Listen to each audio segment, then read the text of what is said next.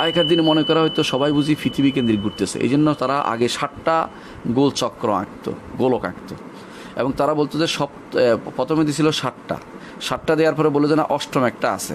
আগেকার দিনে বলতো বাতিল নিউজ সহ তারা, যে অষ্টমটার ভিতরে তারা মনে করতো সমস্ত ইয়াগুলো তারকাগুলো গ্রথিত আছে, অর্থাৎ তাদের তাদের ওইটার সাথে লাগানো আছে, ওইটা নিয়ে সবটি ঘুরতেছে, মানে ওইগুলো বাতির মতো মনে করছে, যে যেগুলো লাগানো আছে মাথাটা ওইটার মধ্যে, আর এটা ঘুরতেছে ওইটা নিয়ে ঘুরতেছে, অষ্টমটা নিয়ে ঘুরতেছে।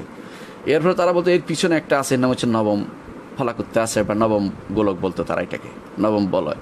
তো নবম বলয় তারা দেখে নাই কোনোদিন, বলে যে এটার পরে যে শক্ত নবম বলয় এটা হচ্ছে তারা মনে করতো আল্লাহর কুরসি বা আরশ, তারা মনে করতো। এরপরে কি আছে তারা জানতো না, এটা তাদের একটা অহংকার দিনে এই বিশ্বাস ছিল।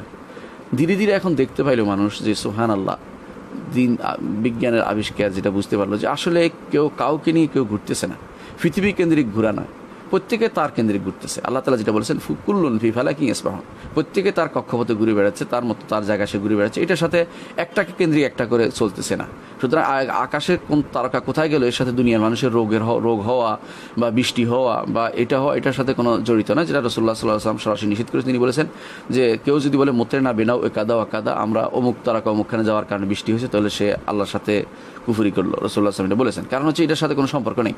এবং এই জন্য কাতাদা ইবনে দিআমা সাদুসি রাহমাহুল্লাহ বলেছেন যে আল্লাহ তাআলা আকাশের তারকাগুলিকে 3টি কারণে দিয়েছেন।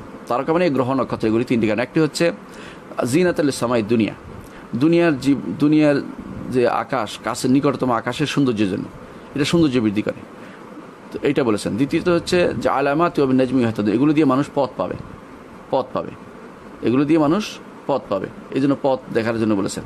হ্যাঁ, আর এগুলো দিয়ে যদি কোনো এর বাইরে কিছু করে কেউ, অর্থাৎ যদি কোনো চিন্তা করে যে এগুলো দিয়ে কেউ কারো উপকার হবে, তাহলে সেটা শিরক হবে, তাহলে সেটা শিরক হয়ে যাবে।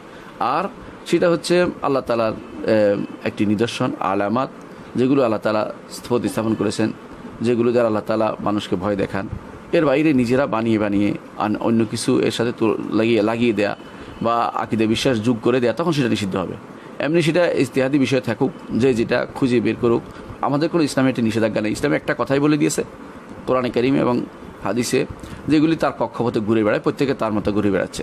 এগুলি আপনার কেন্দ্রিক নয়, এগুলি কোনো পৃথিবী কেন্দ্রিক নয়, পৃথিবীর মতো এরকম আরও গ্রহ আছে সেটাও কেন্দ্রিক নয়, এগুলি তার মতো আল্লাহ যেভাবে ফিট করেছেন সেভাবে সেগুলি ঘুরে চলেছে।